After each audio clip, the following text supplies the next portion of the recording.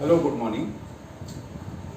देखिए, आज हम लोग आगे की ओर चलते हैं केमिकल काइनेटिक्स में, और आज का टॉपिक है थ्रेशोल्ड एनर्जी, एक्टिवेशन एनर्जी। तो व्हाट इज थ्रेशोल्ड एनर्जी?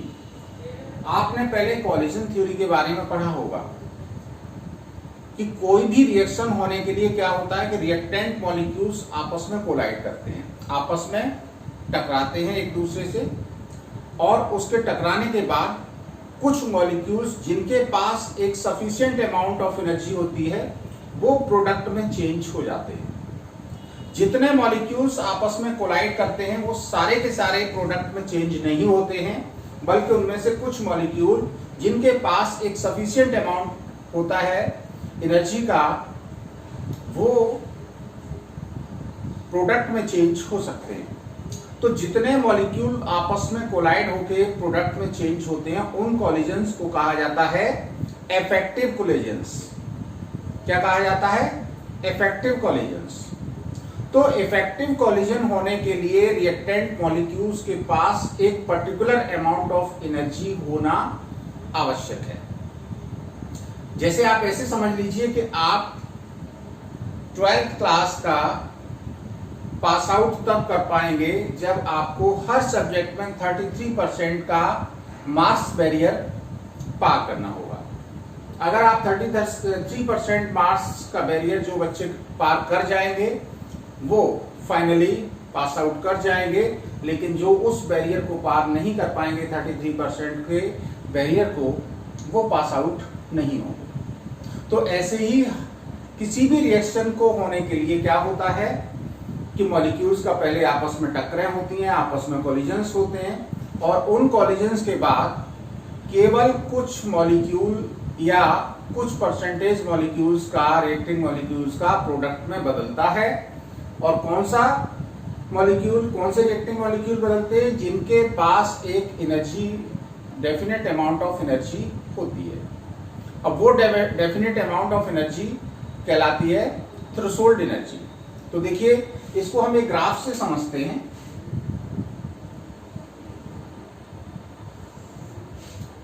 इस पर हम पोटेंशियल एनर्जी ले लें और इस ग्राफ पे ले लें प्रोग्रेस ऑफ रिएक्शन।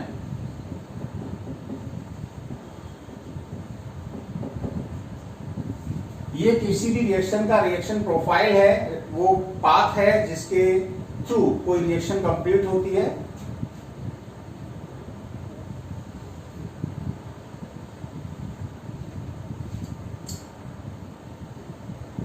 ये आपका एनर्जी बैरियर है, ये एनर्जी है रिएक्टेंट्स की, ये रिएक्टेंट्स मॉलिक्यूल्स हैं, ये क्या है? ये आपके प्रोडक्ट हैं। तो प्रोडक्ट की एनर्जी ये है, इसको हम EP से डिनोट कर दें। जितने भी रिएक्टेंट मॉलिक्यूल हैं इनके पास कुछ न कुछ एनर्जी होती है। नॉर्मल टेम्परेचर पर या रूम टेम्परेचर पर बहुत सी रिएक्शंस के लिए रिएक्टेंट्स के पास इतनी एनर्जी नहीं होती है कि वो इस एनर्जी बैरियर को पास आउट कर पाए।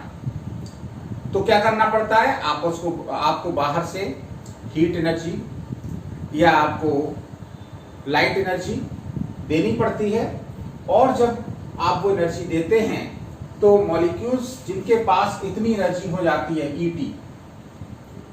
ET क्या है? Threshold energy.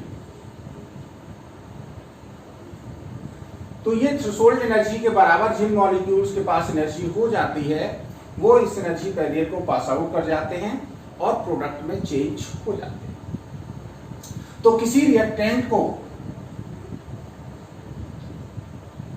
थ्रेशोल्ड एनर्जी के इक्वल एनर्जी करने के लिए जो एक्स्ट्रा अमाउंट एनर्जी देना पड़ता है, that is called activation energy. और जितनी एनर्जी रिएक्टेंट मॉलिक्यूल्स के पास कम से कम होनी चाहिए उस एनर्जी बैरियर को पास आउट करने के लिए वो कहलाती है आपकी थ्रेशोल्ड एनर्जी। तो थ्रेशोल्ड एनर्जी कैसे डिफाइन करेंगे? The minimum amount of energy which colliding molecule must have in order that the collisions must effective. Collisions between reactants must be effective is called threshold energy. तो इसको कैसे define करेंगे? The minimum amount of energy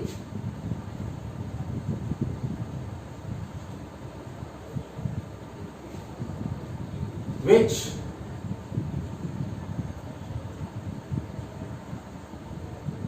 colliding molecules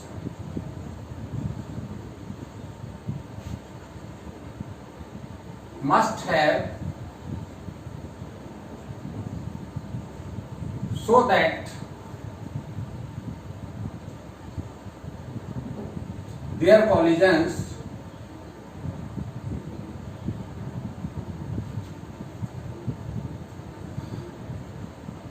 may be effective is known as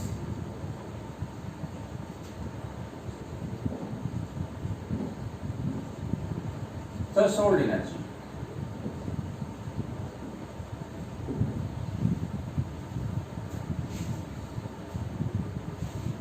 वो minimum amount energy का जो molecule के पास हो जिससे वो उस एनर्जी बैरियर को पास आउट कर पाए। यहां पर एक जो कॉम्प्लेक्स बनता है that is called activated complex. सबसे पहले रिएक्टेंट मॉलिक्यूल एक्टिवेटेड कॉम्प्लेक्स बनाते हैं और उसके बाद प्रोडक्ट में चेंज होते हैं। एक्टिवेटेड कॉम्प्लेक्स वो मिडिल की स्टेट है जिसमें पुराने बॉन्ड्स ब्रेक होने वाले हों और न्यू बॉन्ड्स का फॉर्मेशन होने वाला हो, तो वो स्टेट बोली जाती है एक्टिवेटेड कॉम्प्लेक्स स्टेट। तो किसी भी रिएक्टेंट मॉलिक्यूल के पास इतनी एनर्जी हो कि वो उस एनर्जी बैरियर को पास आउट कर जाए, वो एनर्जी कहलाती है थ्रेशोल्ड एनर्जी। अब देखिए रिएक्टेंट मॉलिक्यूल्स के पास कुछ अपनी एनर्जी होती है और कुछ उनको एक्टिवेटेड कॉम्प्लेक्स बनाने के लिए देनी पड़ती है। तो उनकी जो भी एवरेज काइनेटिक एनर्जी है उस एनर्जी को थ्रेशोल्ड एनर्जी के इक्वल करने के लिए जो एनर्जी देनी पड़ती है उसको कहते हैं एक्टिवेशन एनर्जी। तो एक्टिवेशन एनर्जी को कैसे डिफाइन करेंगे?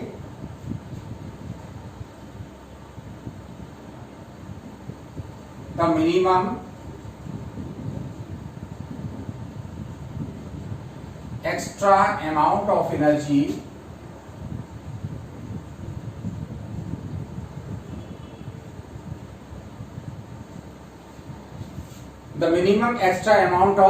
energy absorbed by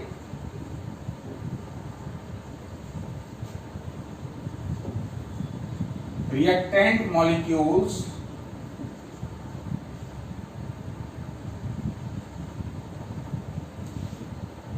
so that their energy becomes equal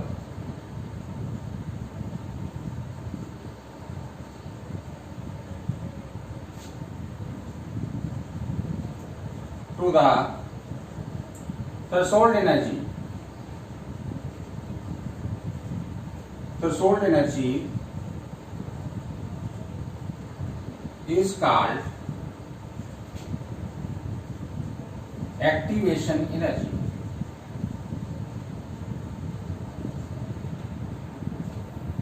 E R इनके पास एनर्जी थी, ई टी के बराबर करने के लिए इनको एक्स्ट्रा एनर्जी कितनी देनी पड़ी? ई ए। तो ये ए यहां क्या हो गई? Activation energy. इसका मतलब एक्टिवेशन एनर्जी इक्वल कितना हो जाएगा? एक्टिवेशन एनर्जी इक्वल हो जाएगा थ्रेशोल्ड एनर्जी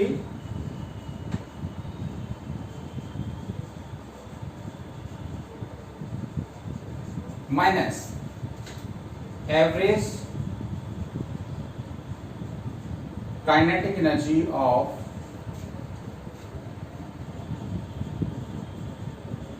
रिएक्टेंट मॉलिक्यूल्स।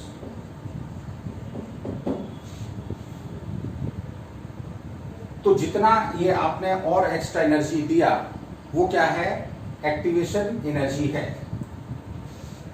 आप लोगों को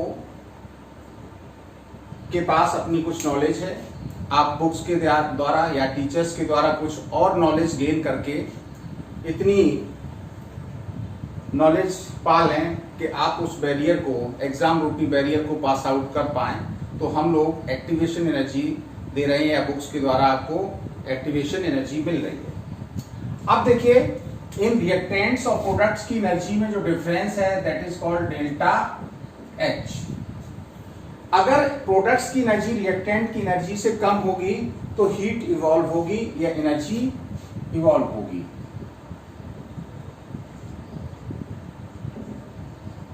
तो वो रिएक्शन जिनमें एनर्जी इवॉल्व होती है उनमें प्रोडक्ट्स की एनर्जी हमेशा रिएक्टेंट की एनर्जी से कम होती है, और अगर प्रोडक्ट्स की एनर्जी ज्यादा है रिएक्टेंट्स की एवरेज एनर्जी से, तो इसका मतलब इसमें हीट या एनर्जी एब्जॉर्ब होगी।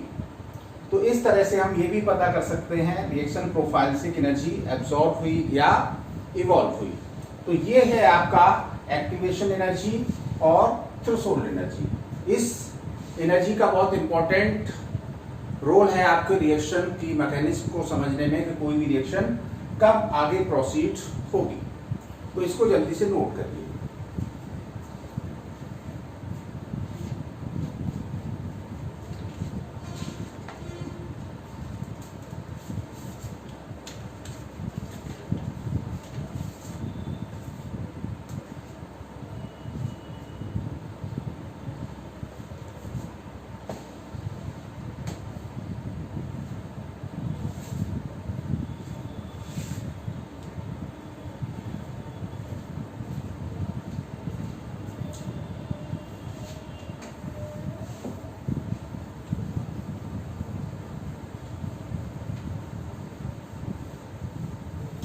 आगे आप देखिए, इसी में थोड़ा आगे चलते हैं।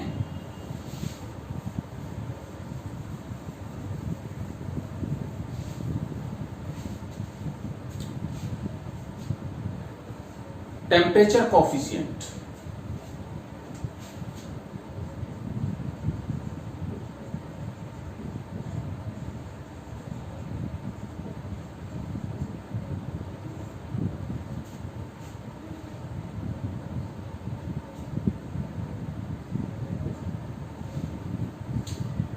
देखिए अभी आपने इस रिएक्शन प्रोफाइल में क्या देखा कि किसी भी रिएक्शन के रेट पर टेम्परेचर का जो है वो बहुत ही मार्केबल इफेक्ट रहता है। मार्केबल इफेक्ट का मतलब ये है कि टेम्परेचर देने पर ही किसी भी रिएक्शन का रेट चेंज होता है, और रेट जब चेंज होता है तो रेट कांस्टेंट पर भी इफेक्ट पड़ता है। तो टेम्परेचर बढ़ाने पर ऐसा देखा गया है कि अगर हम 10 डिग्री सेल्सियस टेम्परेचर राइज करते हैं तो मोस्ट ऑफ द रिएक्शंस का जो रेट है वो डबल से लेकर ट्रिपल तक हो जाता है। इसी को कहते हैं टेम्परेचर कोफिशिएंट। टेम्परेचर कोफिशिएंट क्या है? 10 डिग्री सेंटीग्रेड टेम्परेचर राइज करने पर उनके रेट कांस्टेंट्स जो है वो 2 से लेकर 3 तक हो जाते हैं। मतलब उनका रेट रिएक्शन का डबल से लेकर ट्रिपल तक हो जाता है। इसको कहते हैं टेम्परेचर कोफिशिएंट। तो temperature coefficient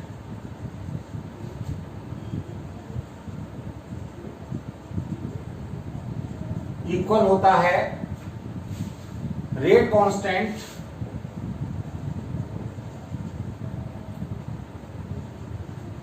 eight T plus 10 degree upon rate constant eight T degree. मतलब 10 डिग्री सेल्सियस के अंतर से। और ये टेम्परेचर जनरली कितने लिए जाते हैं?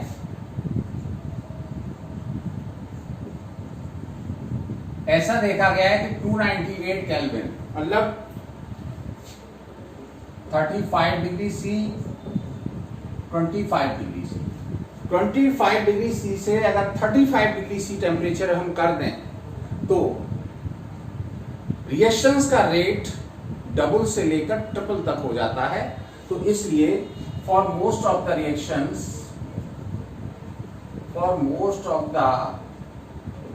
रिएक्शंस, n इक्वल 2 से लेकर 3 पाया, और इसी को कहते हैं हम टेम्परेचर कोफिशिएंट। तो ये आप नोट कर लीजिए। आगे हम टेम्परेचर का रिएक्शन के रेट पर क्या इफेक्ट पड़ता है, इसको आर्हीनियस ने, quantitative effect of temperature on the rate of reaction was studied by Arrhenius. तो इस इक्वेशन को हम बोलते हैं आर्हीनियस इक्वेशन। तो आगे हम देखेंगे व्हाट इज आर्हीनियस इक्वेशन। तो ये आपने नोट कर लिया होगा। अब हम आगे चलते हैं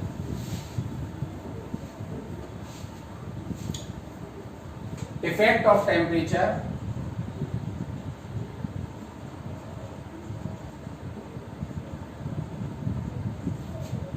on reaction rate.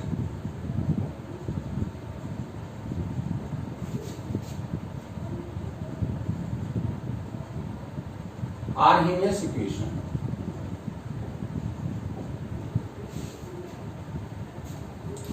Arrhenius equation क्या है?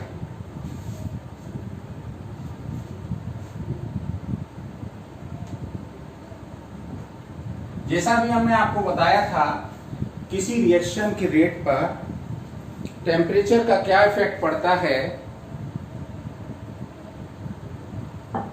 इसको क्वांटिटेटिव इफेक्ट को आर्हीनियस ने एक्सप्लेन किया है कि एक इक्वेशन के द्वारा उसकी वैल्यू आप निकाल सकते हैं रेट कांस्टेंट की, किस टेम्परेचर पर क्या रेट कांस्टेंट होगा, और दो अलग अलग टेम्परेचर हैं तो उन पर रेट कांस्टेंट्स का रेशियो भी निकाल सकते हैं। तो देखिए क्वांटिटेटिव इफेक्ट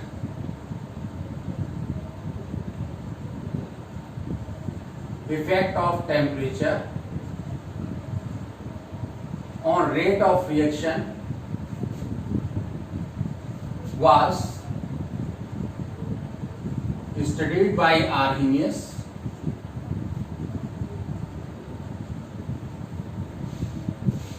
आर्हीनियस ने स्टडी किया कि टेम्परेचर का रिएक्शन के रेट पर क्या इफेक्ट पड़ेगा, और एक इक्वेशन दी, उस इक्वेशन को हम कहते हैं Arrhenius equation, and proposed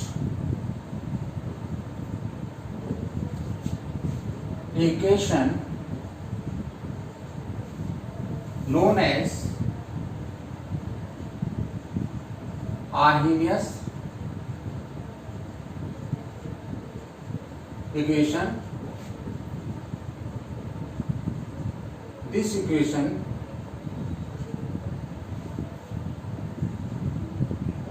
can be written as follows.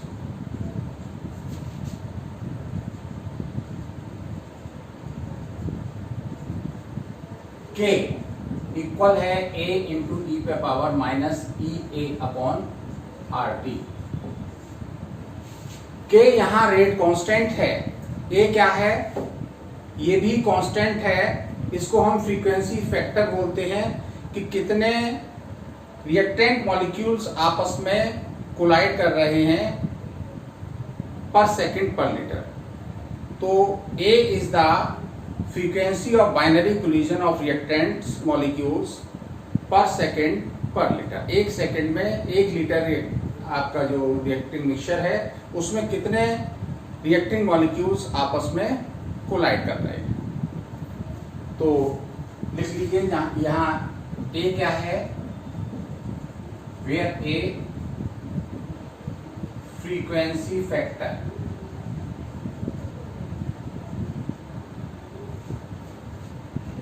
number of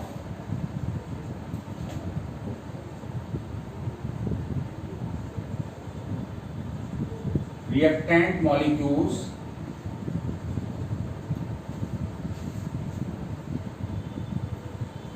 colliding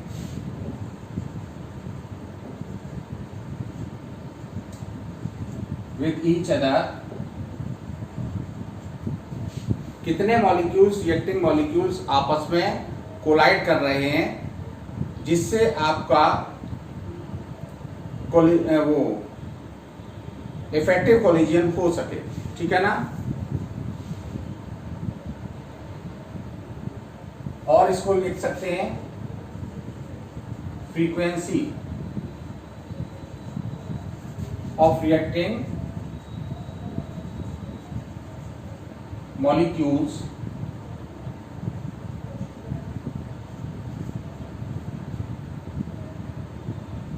per second per liter। K क्या है? K रेट कांस्टेंट है। E क्या है? एक्टिवेशन एनर्जी है। और T क्या है? T है आपका absolute temperature.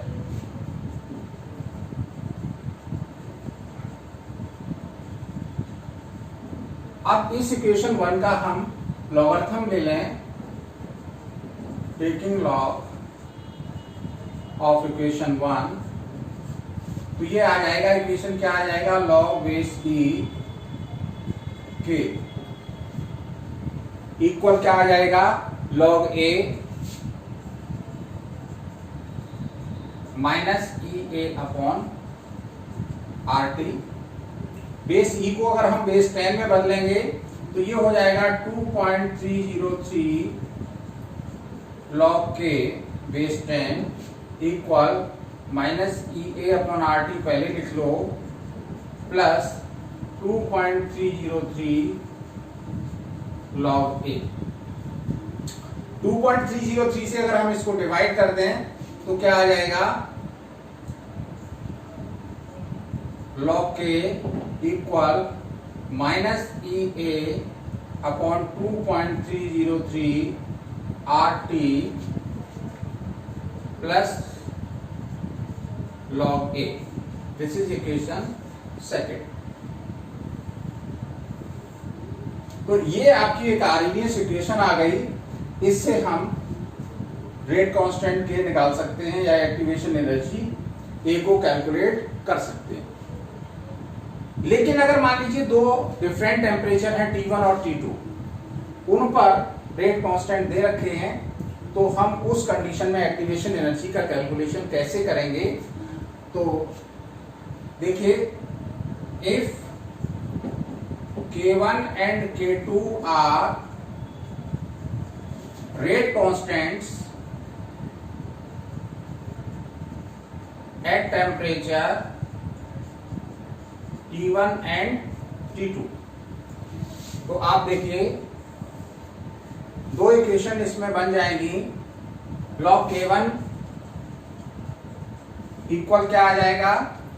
Minus E A upon 2.303 RT1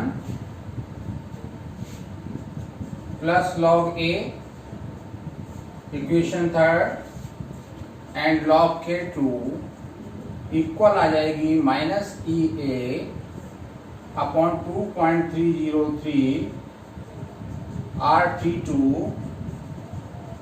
plus log A equation 4।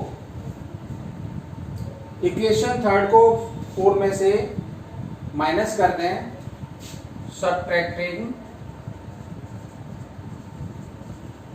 Equation third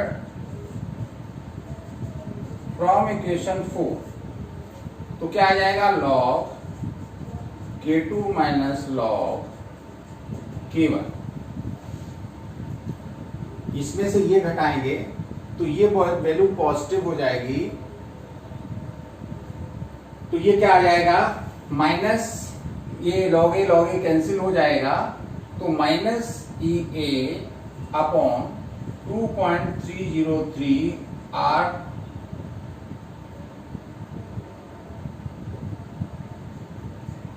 ये कॉमन ले लिया, तो ब्रैकेट में क्या आ जाएगा? 1/T1 minus 1/T2। इसको और आगे थोड़ा सा सॉल्व कर दीजिए, तो ये आ जाएगा log K2 upon K1 equal minus EA upon 2.303 R bracket में आ जाएगा T2 minus T1 upon T1 T2। This is equation 5। तो इस तरह से ये आपकी जो इक्वेशन आई है उसमें अगर K1 K2 की वैल्यू दो डिफरेंट टेम्परेचर T1 और T2 पर दे रखी है तो उससे हम एक्टिवेशन एनर्जी EA कैलकुलेट कर सकते हैं। So this is very important equation for the calculation of activation energy if the rate constants at two different temperatures are given. तो इस इक्वेशन को हम कहते हैं आर्हीनियस इक्वेशन। बहुत ही इंपॉर्टेंट इक्वेशन है और इस इक्वेशन पर बेस्ड न्यूमेरिकल आपको एग्जाम्स में मिलेंगे। इसको नोट करिए जल्दी से।